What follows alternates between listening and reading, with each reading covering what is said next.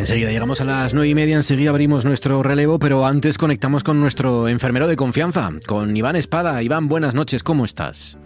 Hola, muy buenas noches, Marcos. Eso te iba a preguntar, si habías buscado ya un nombre a mi sección, como te había dicho. Claro. Me gusta.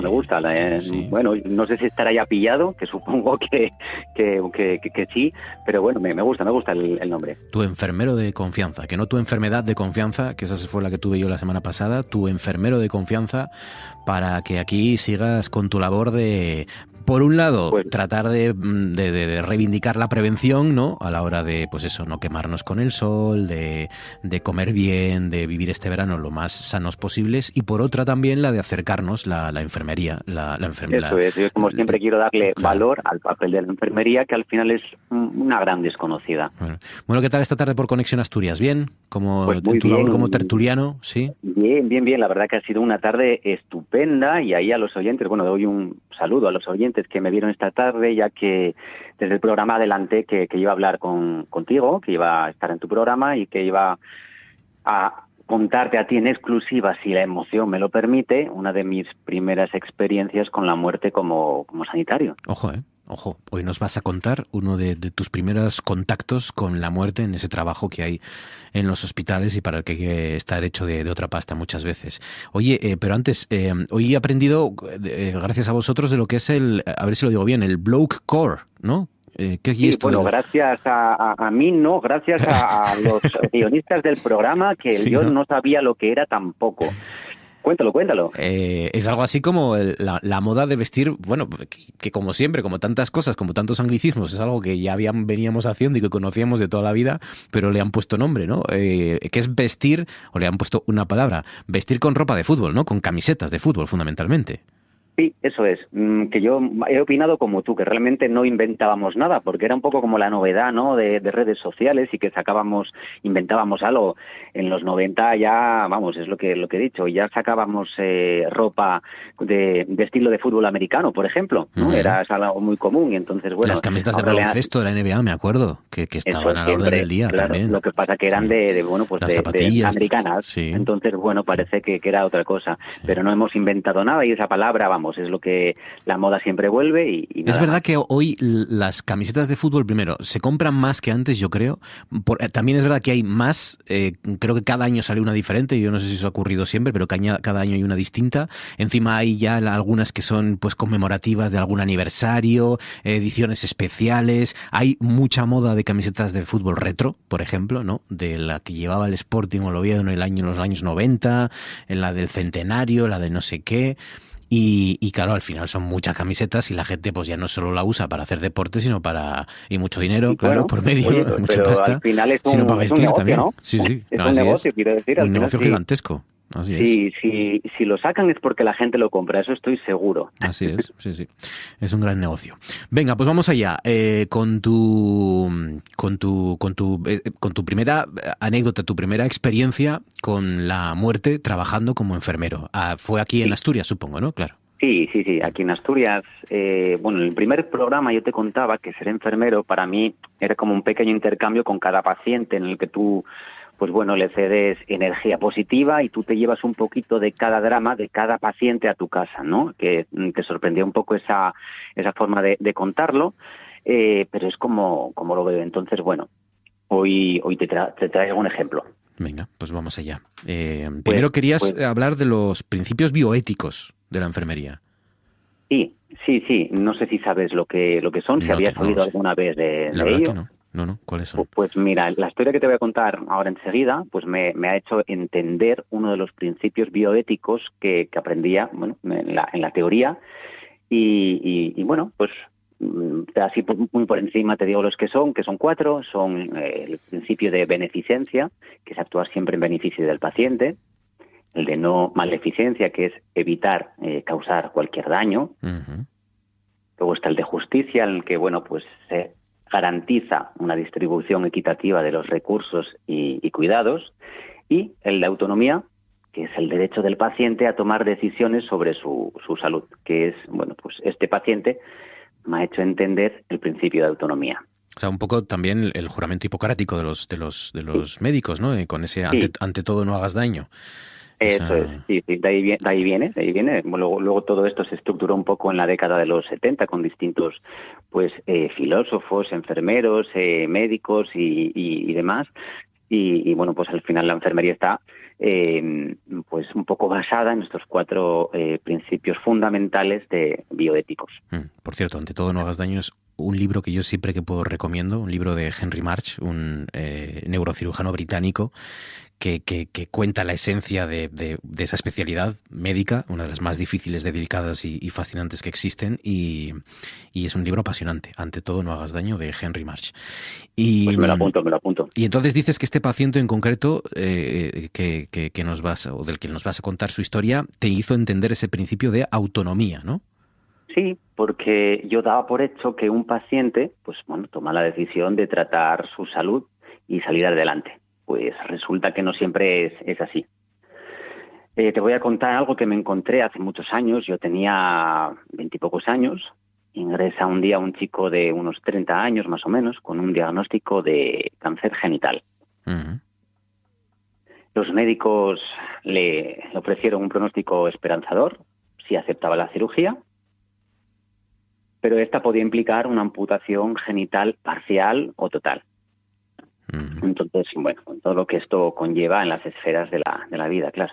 O sea, había cura, pero tenían que Sí. retirarles los testículos, ¿no? Los dos, o al menos parte Bueno, de uno y parte del otro, testículos, ¿no? pene, bueno, Los genitales. sí, el alcance, pues bueno, depende un poco de lo que en ese momento en el quirófano, pues considerasen, ¿no? Uh-huh. Era una de las opciones que le contaban al paciente que podía ocurrir una vez que estuviese dentro del quirófano. Jo.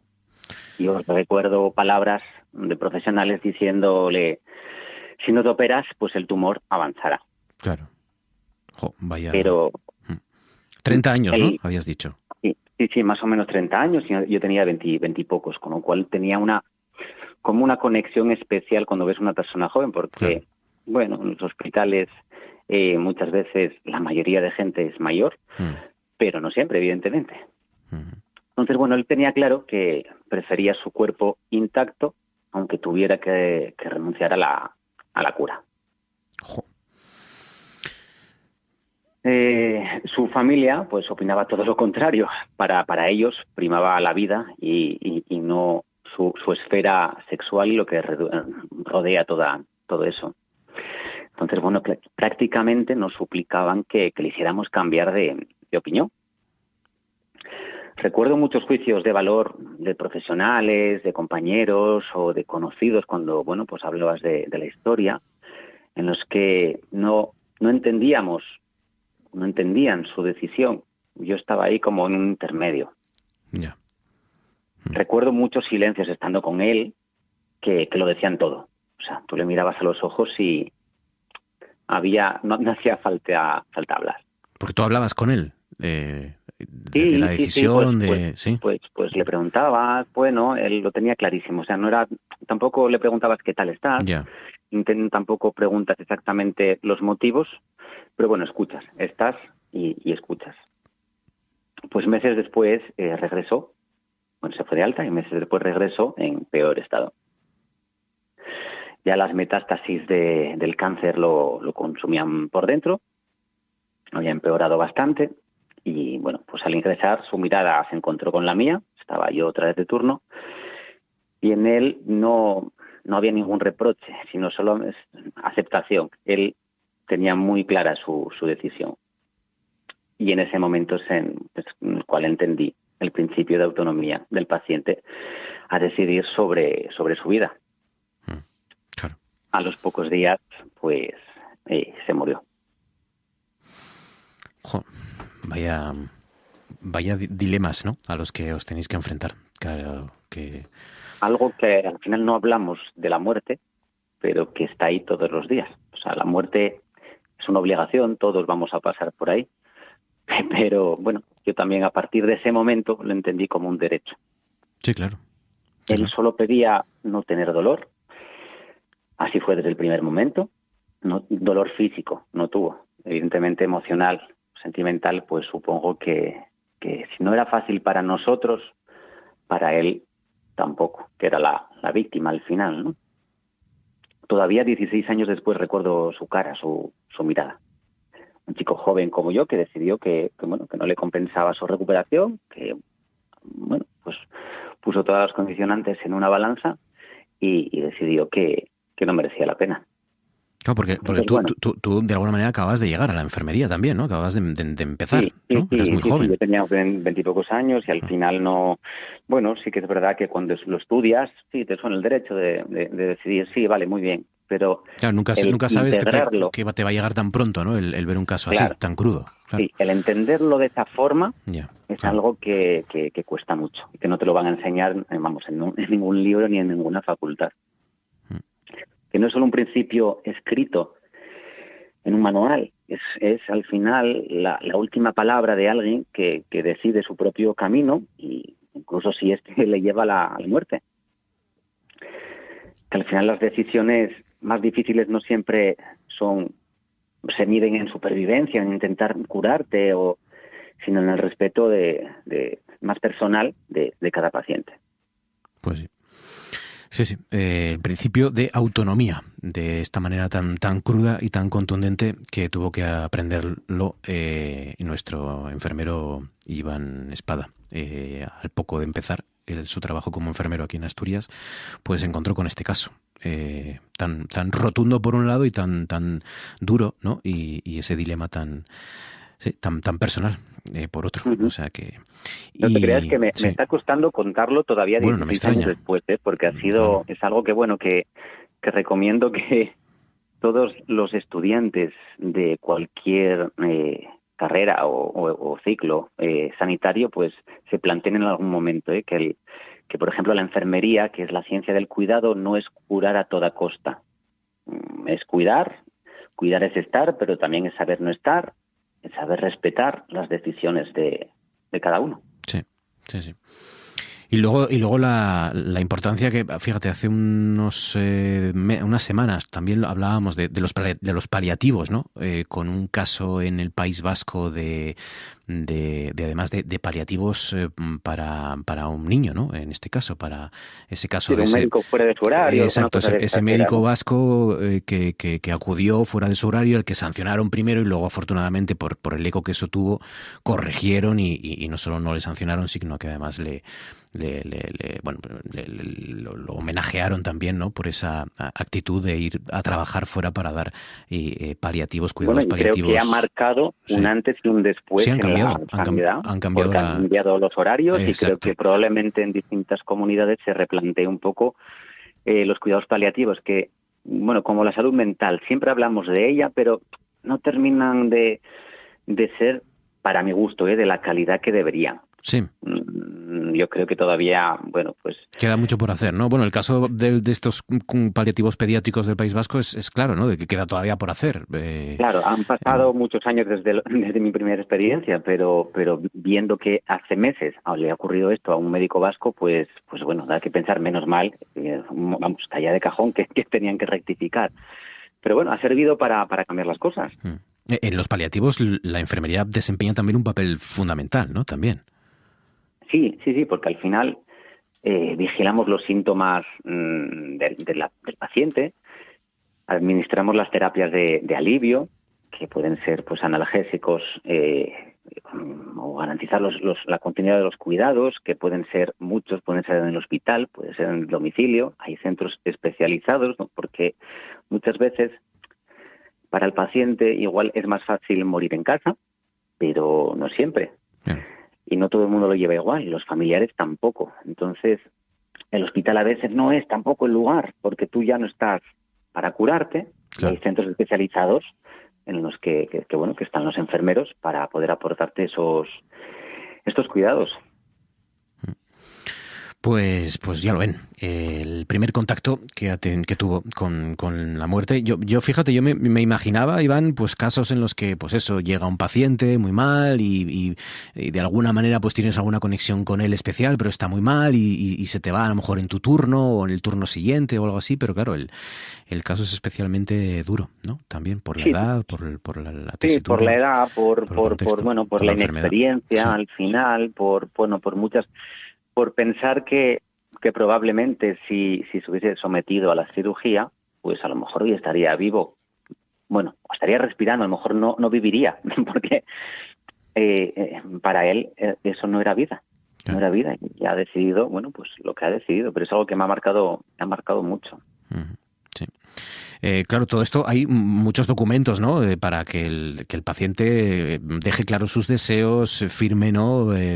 Todo lo que conoce, lo que no conoce, a lo que está dispuesto a hacer y lo que no está dispuesto a hacer, ¿no? Esto es también la parte legal de todos estos casos son muy importantes.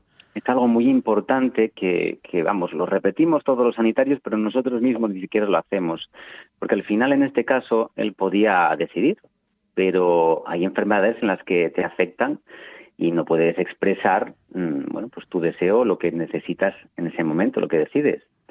Entonces, bueno, pues existe el documento de instrucciones previas, que está llamado también testamento vital, o bueno, tiene distintos nombres en distintas comunidades.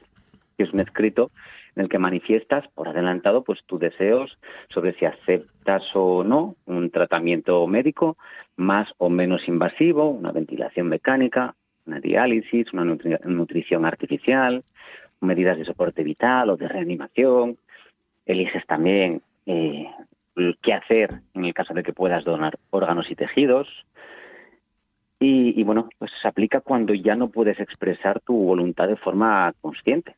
Que la gente, ya te digo, yo te lo estoy diciendo, yo no tengo hecho ese documento y se lo recomiendo a todo el mundo y se hace en el centro de salud. Es acercarte, comentarlo, hay un formulario estándar en el que tienes que rellenar, eso se revisa, lo firma, pues luego no sé exactamente los trámites administrativos, pero bueno, hay algún funcionario, notario que bueno, pues que da fe de que ese documento es tu voluntad y se pueden, bueno, pues al final llevar a cabo tus voluntades cuando ya no te puedes expresar, que me parece algo importantísimo. Pues sí.